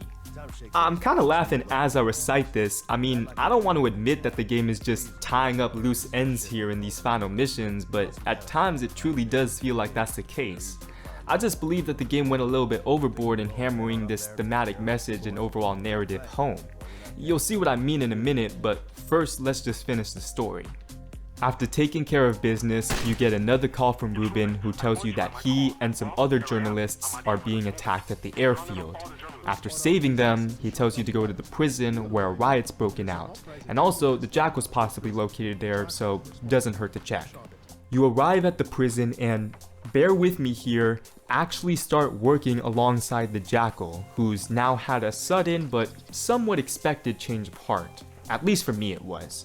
Now, you might be understandably confused at this moment. The Jackal has been our target throughout the entire game, the man fueling this entire conflict. Now we're just going to work with him to end the war? Well, if you've collected all the Jackal tapes in the southern region, you might have noticed an ever so slight change in his tone. He's much more somber and bleak in what he discusses. You can almost infer some remorse in his voice. He exhibits this especially in the transition of acts, which is what I was alluding to before, where he seems very much aware of the chaos he's instigated in the region. It's only a matter of time before he's usurped by his own hubris, like everyone else in the story, or he chooses to step away and finally do what he can to try and break the cycle of violence he's facilitated. Joining or breaking the cycle of violence would become a major theme in later Far Cries, so to see it done here for the first time is kinda cool. The Jackal is not a bad guy. I mean, he saved your life twice now. He just saw what he did as a business and only now realizes the adverse effects of his actions, wishing to do what he can to amend his past mistakes. I actually think this is a fine character arc, and one fitting for how the Jackal has been presented throughout this entire game. Even in your previous meeting with him, though he says that he wants the war to continue, it's easy to see the faults in his reasoning as opposed to when you were listening to the Jackal tapes earlier in the game. It's evident of a man who's being challenged in his beliefs and convictions and, in response, attempting to double down on them. See, usually when people double down on their challenged convictions or beliefs, those which could be misguided in some way morally or ethically speaking, their arguments and logic start to grow weaker, just like the Jackal's did before he embraced his reality. But at the end, the Jackal has finally admitted to himself what he's done and what he's caused to the innocents in the country, and his attempt at redemption in these final hours is one that I can at least appreciate the game for including. So the Jackal tells you he has a plan, but in order to execute it, he needs you to retrieve some diamonds from a crash landing site and then kill the remaining lieutenants that are still alive in the jungle bivouac. You go to retrieve the diamonds and find most of your allies there, most of which you thought were already killed. They express to you that they need the diamonds to escape the country, and since they already know that you want to use the diamonds for a different cause, they threaten to kill you if you take them. So you kill all your buddies and take them. Not exactly a lighthearted game, I noticed. At the jungle bivouac, the two faction leaders are negotiating something, and thus there's enough soldiers on both sides to make up a small army. Despite this though, you somehow kill them all and survive. Not exactly the easiest game I've noticed. After completing both objectives, you meet back up with the Jackal, who then describes to you the final plan.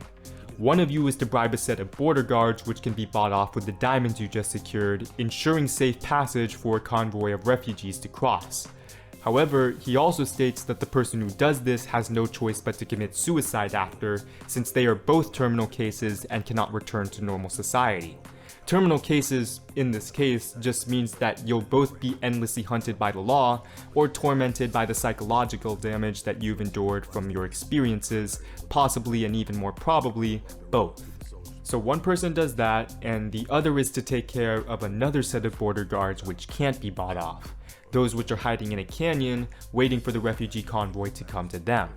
That person is to drive a car armed with an explosive device into the canyon and suicide bomb the remaining border guards. There is no way to escape being killed in this explosion though, since the detonator cord has malfunctioned and the explosive needs to be detonated manually. As you can tell, the mercenary kills himself in the end, but his self-sacrifice allows over 2 million refugees to safely escape the country, poetically redeeming him for the many atrocities he's committed while working for the factions. It's presumed that the Jackal died as well, fulfilling his end of the bargain, but of course the game chooses to be purposefully ambiguous and mention that his body is never found. Now, I'm not sure what I believe, but it's hard for me to buy that the Jackal didn't go through with this deal, especially given what I've seen him do and say throughout the rest of the game that I've played. That's not to say that I have absolutely no doubts, just that I simply lean more towards one explanation than the other. As a final note for the story, the UAC continues to be in a civil war because, of course it does. Probably due to the endless supply of power-hungry warlords, grunts with guns, and ambitious foreign mercenaries like yourself living out their own personal Far Cry experience, thus continuing the endless cycle of violence. But at least in your case, you were able to recognize the faults in your ways before it was too late. And though you may never have been able to accomplish the one job you were sent to the nation to do, you probably saved more lives from your self-sacrifice than you do any other action you performed in the game. And that decision was not your own idea, but that of the person you were originally hired to kill in the first place. Now, I think this is quite a powerful ending, but to truly understand why, we have to reflect.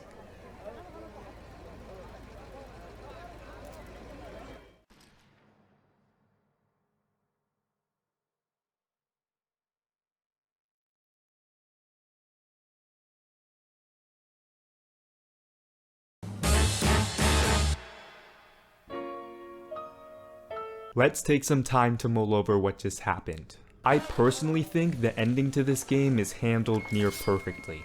I'm not sure how I thought the game would end when I first played it. I honestly probably just assumed they set up some event sequence similar to the intro to Act 2, but ending with you killing the Jackal in some semi-cinematic way. Now don't get me wrong, it's not absolutely perfect. It feels a little long-winded and cluttered with information and really important events.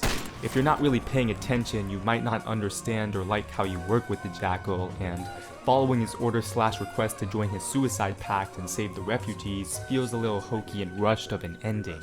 Killing all your buddies for the diamond case feels like an eye roll of a tragic moment for no reason, especially since we assumed many of them were killed off already, and the countless amount of enemies you face in these later sections can just get so tiring after a certain point. On harder missions, you can find yourself easily giving up or turning down the difficulty just to get the damn thing over with. But despite all the problems or complaints you might have while actually playing through it, I think this ending sequence is the best way they could have handled the situation and story they've set up thus far. Though it can be seen as lazy to do exactly what you did in the Act 1 finale again, the game is continuing with its theme of men violently asserting their dominance to gain power, as well as the futility in attempting to do so. It's not that the game is shallow, it just indulges its themes heavily, and thus, while it might be seen as repetitive or contrived to have us do the same kill the leader for me mission that we did for the first lieutenant but for the others, characters which we might have not even met up until now, I think they do this to show you that just because power can be acquired through forceful means doesn't mean that it's earned or that it should be. If power were delegated this way, every ambitious warlord would just take turns killing each other and becoming the leader for 15 minutes, only to be assassinated by the next, and so on and so forth. We can even see this with similar conflicts in the real world and throughout history. nations and empires who fell into chaos and violence as leadership over them was proven to be granted to whoever could simply take the throne by force. When people rely on violence and intimidation to assert their power or control over others, the situation subsequently becomes more volatile. Now I can understand why a game like this inserts the player into every single story significant situation, such as the style of video games. But I still wonder if they should have done at least one of these kill the leader missions off screen. It would have been more powerful in my opinion if you heard about the faction's leadership being seized violently, but not by you for once. Instead, the game chooses to embrace the opposite, that you are the cause of all the resulting events in the story, and thus it was your mistake even coming here in the first place.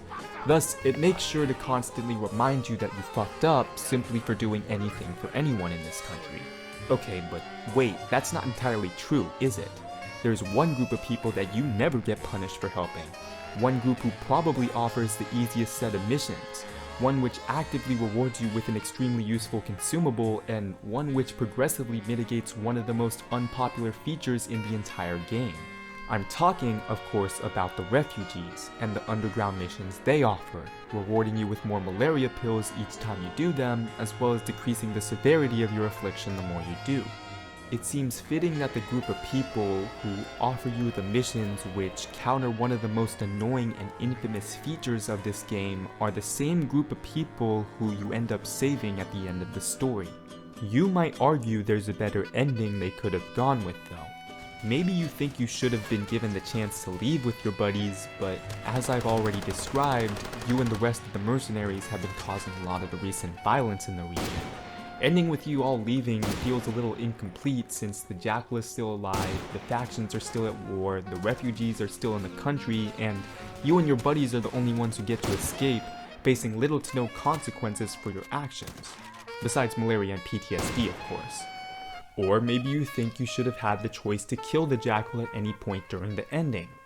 I like this as an alternative ending idea because it allows you to escape and complete the big mission of the game, but in doing so you sacrifice millions of refugees' lives and families.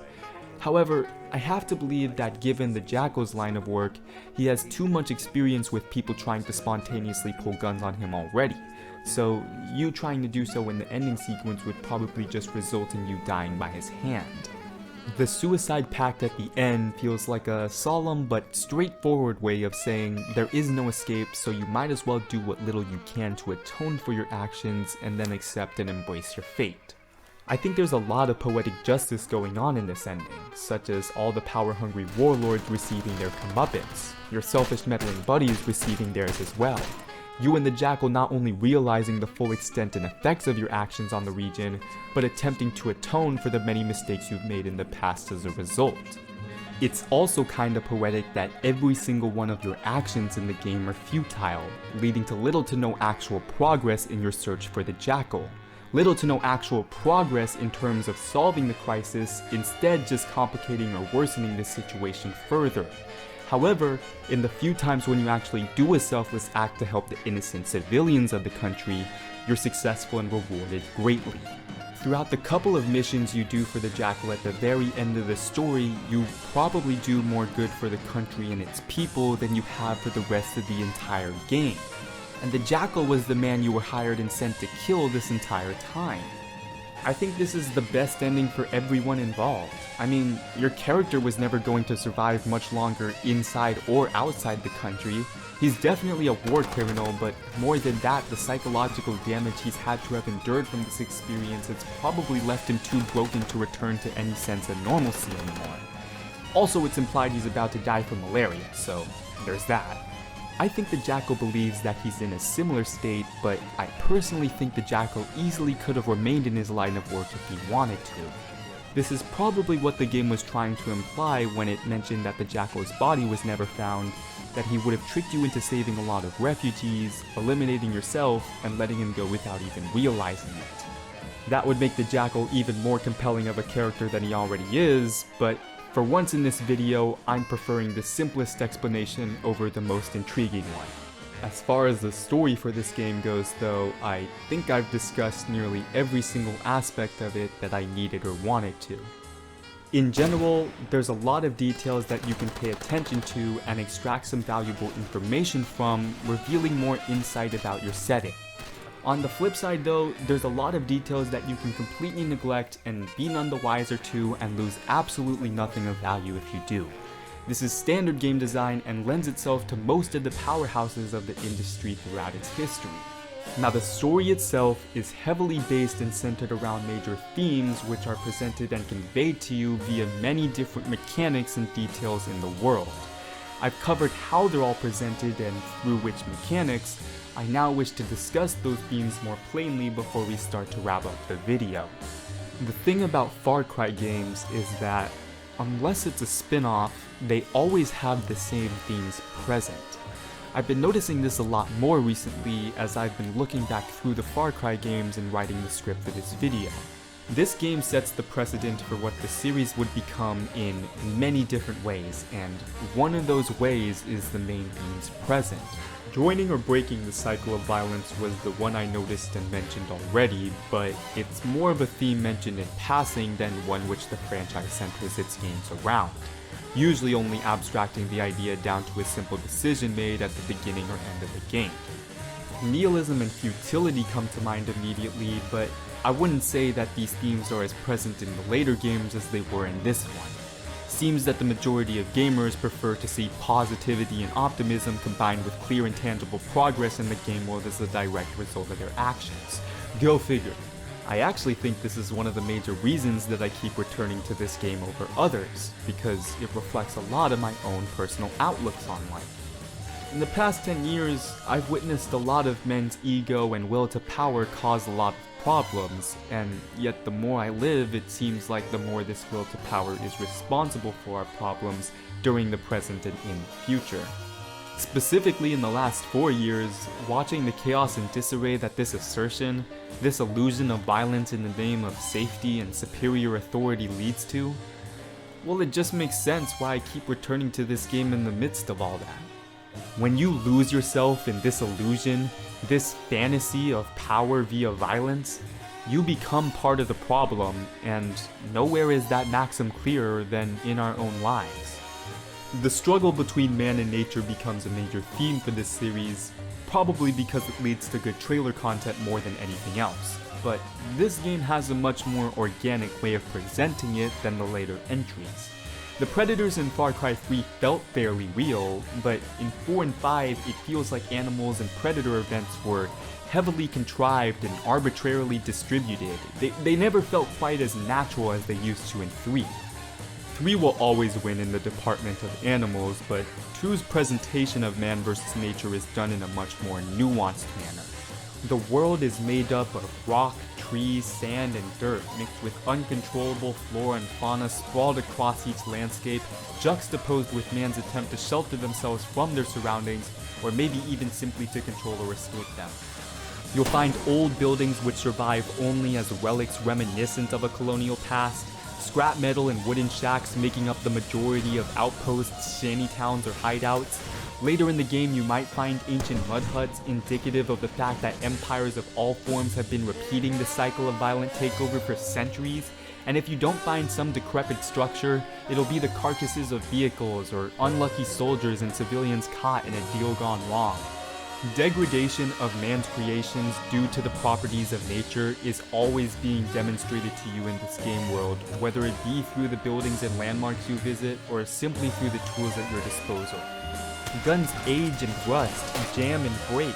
Fire can control and yet easily surprise you in the battlefield. Foliage will constantly be impeding your sight of enemy soldiers, and even if you're able to overcome all these obstacles, malaria will strike and always remind you of the frailty of your human body. No matter how strong or powerful you assert yourself to be, a bullet or fire or simply a parasite will be enough to humble you. You're a human, and as a human you have limits. Limits to what you can carry, how far you can run, how much you can handle, and what you can see. Limits which are seldom if ever demonstrated in other games like this. You're overwhelmed constantly by all these mechanics, regardless of whether you're up against a fully guarded landmark or a two-man patrol. And even when you aren't overwhelmed, sometimes you're just caught off guard by a gun jam or a random sniper. Yet another reminder that no matter how good you get at this game, sometimes you'll just get unlucky. You truly get the sense that you're one man up against not just one, but two vicious armies in a country that seems to be rejecting you at every single turn. No one wants you here, and if that isn't clear enough from the faces and behaviors of the locals in town, it'll become clear from the pointless suicide missions the faction leaders keep sending you on. Yet throughout all the despair and bloodshed, throughout all the futility and the endless slog of pointless shootouts, you'll become hypnotized with the African landscape and somehow find yourself keep going, keep striving and keep pushing, going infatuated with a world that truly feels alive and real, regardless of whether or not your actions are actually going anywhere. In some way, I personally found myself growing quite fond of the world that was built, despite my Sisyphean efforts and actions within it. Almost as if I was becoming psychologically conditioned to the situation I was placed in, no longer willing or possibly able to return to the old life of normalcy and mediocrity I once had. Maybe that's why I keep returning to this game. 13 years after its original release, I find myself still starting yet another playthrough of this game on the hardest difficulty. Or maybe it's just simply a reflection of my own personal psychology in these past few weeks. It's no surprise that the games I play as of late are centered around themes of nihilism, futility, or pointless and senseless chaos and degradation, but somehow with an element of hypnotizing beauty and escapism that keeps you returning to play. It's no wonder then that I draw so many parallels between these games and my own life and perceived reality, whether or not these parallels are actually founded in valid evidence. Because I see these themes present in my own life, I'm willing to engage with and analyze the game and its world a lot more than others. I relate heavily to the experiences that the developers are trying to create, metaphorically speaking of course, and thus I'm willing to listen to what they're trying to say with it all. I listened to what Ubisoft had to say with Far Cry 2 probably more than 10 times now, and I can honestly say without a doubt that it was worth it every time that I did. Every new Far Cry that comes out, I make it a tradition to play the second again, even if I don't complete it, and every single time, even with the theatrics and choreography of the openings of modern entries, there's just a unique charm about this cab driver and the ride to the hotel in Pala that just reminds me that this will always be my favorite in the franchise. Fools and cab drivers. Unless of course they blow me out of the water with 6.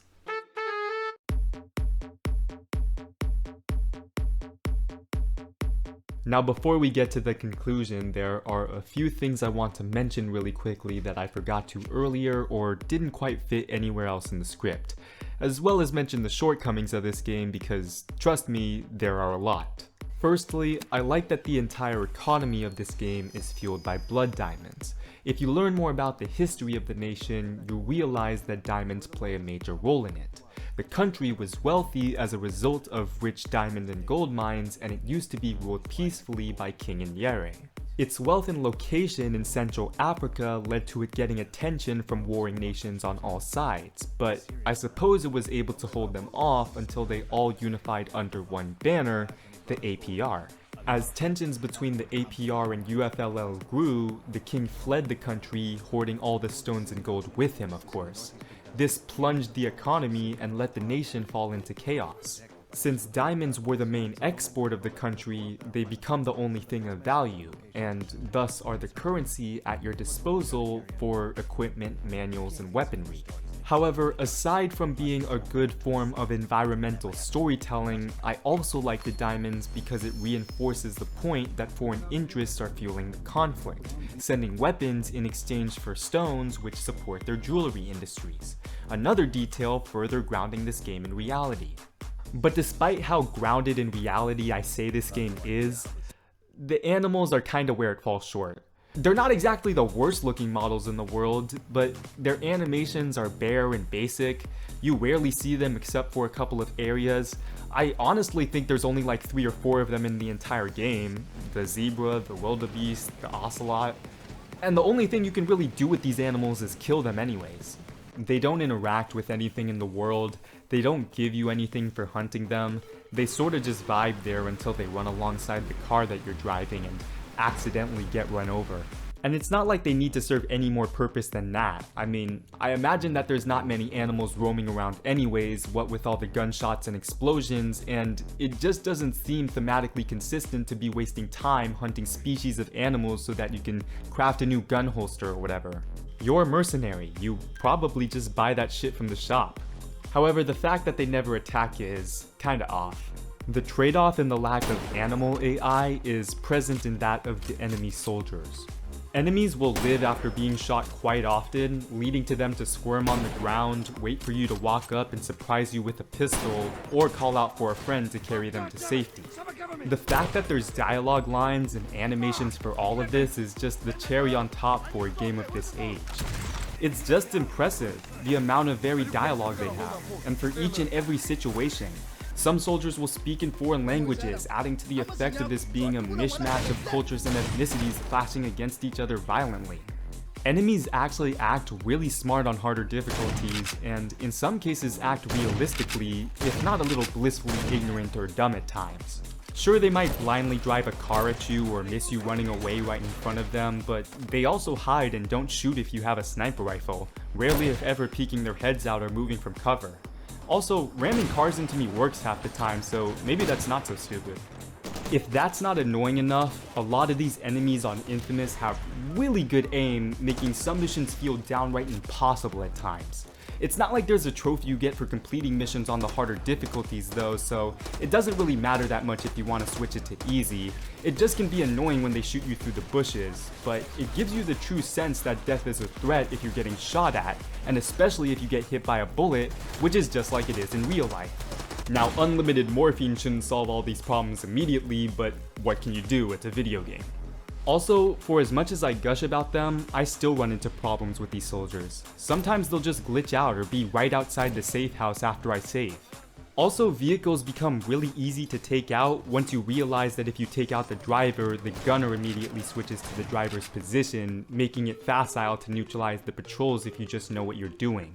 It feels like Infamous as a difficulty is more focused on difficulty rather than realism, which is probably why there are mods which claim to solve these problems and add so much more. But I've had no experience with them, and I can't say if they still work or how well they do. The map is just a bunch of papers and a GPS device, which is awesome as a feature and premise, but the giant indicator of where you are at all points kinda throws me off. Yet, given that I still have the map out half the time I'm walking or driving, it's probably a fine trade-off. Also, I'm grateful for the indicators of where you found a diamond case, cause otherwise no one would have found all of them, but I guess as a result of the game's age, some of the indicators will glitch out and like only flash or show up when you move. Also, they don't do the same for the jackal tapes, but there's only one on each map section I think, so it's not too bad to just follow a guide for those. The movement, regardless of however much I gush is realistic, can definitely feel glitchy or clunky at times, especially considering it doesn't always cooperate with the game's geometry, which is funny given you're asked to test and push these mechanics to acquire all the diamond cases. Speaking of glitchy, the elephant in the room of video games' faults would be glitches, but I rarely encounter them here. The times I do, it's usually a result of the game's age, like it's evident this game wasn't supposed to run at or above 60 frames per second, so when you do play in those frame rates, it really makes your game glitch out.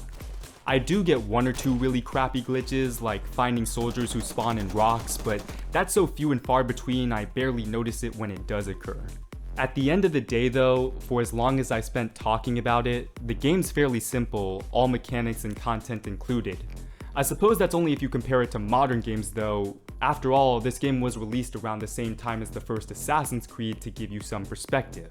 But as a result of this fact, its age and release on PC as well as many updates and patches later, the game is as finished as anyone who chooses to play it now could ever want it to be. Thus, it's very rare that you find a problem with this game that you can't somehow fix, and if you do, I don't really think it matters that much anyways. Thus, I've exhausted all that I need or want to mention in regards to shortcomings about this game, and I'm okay with leaving anything else I forgot to mention unmentioned. That being said, I believe we can finally transition to the conclusion.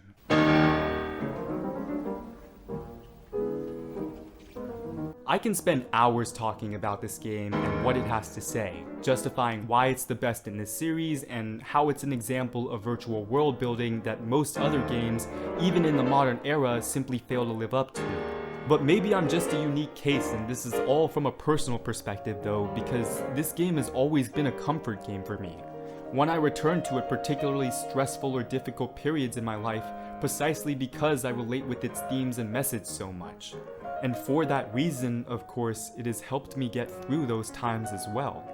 As a result of the amount of times I've played and replayed it, some stuff from this game will just be burned into my mind forever now. A lot of them Prosper Quasi lines. APR's the shit now, thanks to you, yeah? And thanks to me. However, most of what I remember from this game is not memories of fun, pleasure, or action-packed daredevil adventures. It's memories of chaos, bullets flying everywhere, and fire spreading around me as I resort to pure instinct alone, my plan going just about as awry as it always does. Memories of pure anger about my situation that I can't control or seemingly progress in, no matter how hard I strive to, attempting to work with those who would just manipulate me for their own personal gain, or those who would just abandon, die, or turn on me before the end of the story. Memories of witnessing bad men seize power through ruthless and reckless means, turning on each other or acting stupid and irrationally, only resulting in more violence and chaos and injustice around them. Memories of somehow seeing more and more of my own reality and world being reflected on this screen, pushing further despite recognizing and despising the difficulty in my actions, the repetitiveness of them, the monotony, the futility. Yet the memories which I recall the most are the ones in which I'm taking a minute to breathe after a gunfight, or just before I'm about to scout a guarded outpost, or even when I'm simply walking across the savannah towards my next objective, and I'm simply stopped by the sheer awe and beauty of the landscape and sounds of the surrounding wilderness. Far Cry 2 is not a fun game. It's tense, hypnotizing even, but it's not fun. Yet for how often I return to this game, as well as for how recently I do, combined with the fact that I can talk about it for this long, should be indicative that this game has a lot to say, and what it does say has a lot of value. Now don't get me wrong, I'm not the first to say this, and I'm not necessarily recommending you go back and play this game or buy it if you haven't already. And I guess this thus brings us to the crux of this video, and that isn't always with every video that I make. Why am I making it? Because I've been playing a lot of Far Cry 2 recently. And instead of those hours simply becoming wasted time, I decided to do something with what I have to say about this game, especially since I clearly have a lot that I do, or maybe rather, had a lot that I did. I feel like I needed to understand why I was so in love with this game, why I kept coming back to it every year or so, why I'm so obsessed with this action-adventure cult classic from the early 7th generation. After thinking it through, truly meditating on every single aspect of it, I think I finally understand. Now this is clearly different than everything else I've done so far. It was a hell of a lot more labor intensive, and it might alienate the people who are fans of my other content. I understand that, but I've always liked overindulgent video essays about games for a while now, and I've said in a previous video that I will do with this channel whatever I wish, regardless of how different or experimental it is. It's sort of how I'm like in real life. With that though, I think I finally said everything that I could ever possibly want to about this game. Through reflection and analysis, I have been able to answer the question I set out to from the beginning, and that is why I played this game so much and why I choose to return to it so often. Why I'm probably going to continue returning to it in the future. If anyone has actually stayed around for this long, I appreciate you vehemently for having the patience and interest to listen to it all. I hope you were all at least somewhat entertained by this video and that you took away something of value while listening to it. Now before you all go, I just want to shout out a couple of people who inspired me to make this project, and I will link to their specific channels or videos I'm talking about in the description.